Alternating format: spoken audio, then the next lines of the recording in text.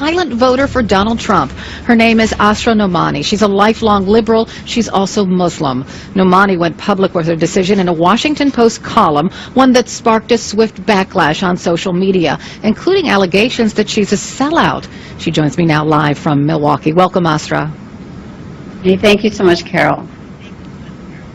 A lot of people say that you were courageous for going public in the Washington Post with your thoughts. Why did you think it was so important?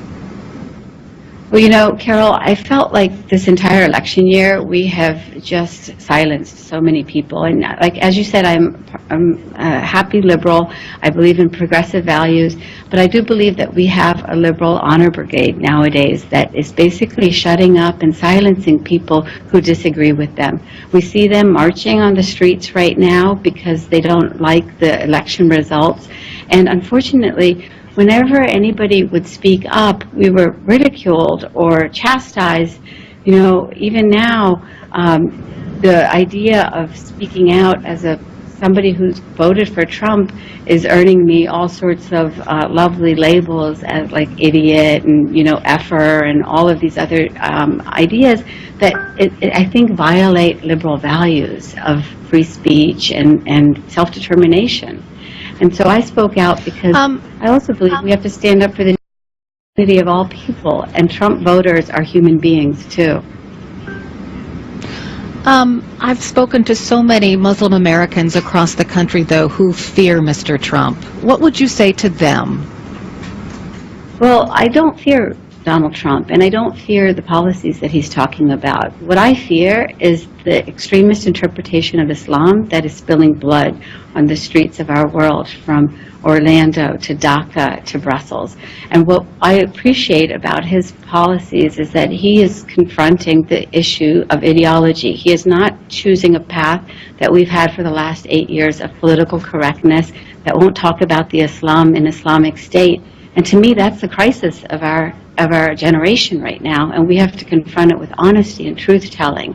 The solutions are not easy, they're not comfortable, but they're ones that we have to confront. And unfortunately, I believe that the liberals and the left have really betrayed America on that front for the sake of, you know, these ideas of pluralism and Islamophobia that are not really on the table. What really is on the table is the issue of just confronting an ideology. Let me ask you this, because I want to get to right down to the nitty-gritty, because a lot of Muslim Americans are afraid when Mr. Trump talks about a Muslim ban. You know, he took it off his website for a time, but now it's back on.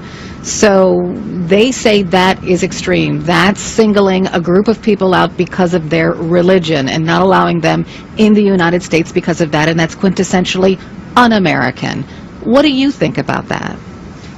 So what I know that we have today is a very real and serious threat by extremist Muslims, and this is a reality that we haven't confronted directly for the sake of political correctness. And if people would hear out the concerns and fears that others have about the issues of refugees and extremists, then I think we could find a path that's in the middle.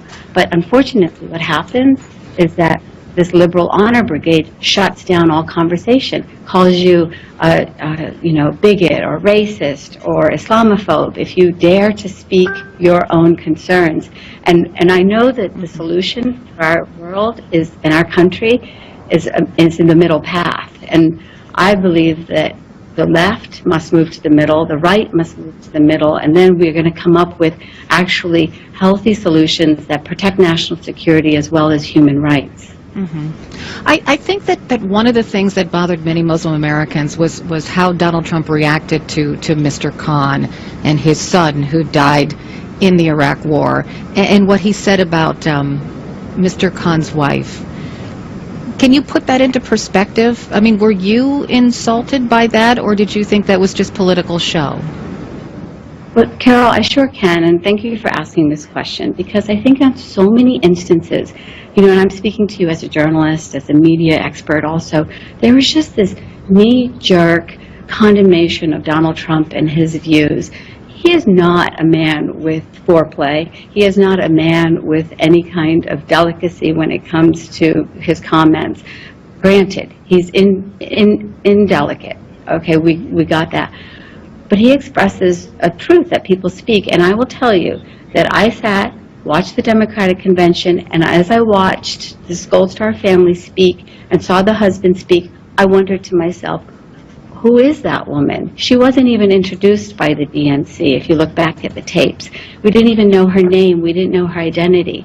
And so I'm a woman who fights for rights within our Muslim community, and I wondered the same thing. Why silent? But Now, Mr. of course, Khan said she was silent because she would have been overcome by grief to talk about her dead son. absolutely.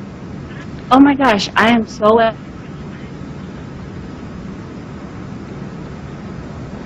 Oh my goodness.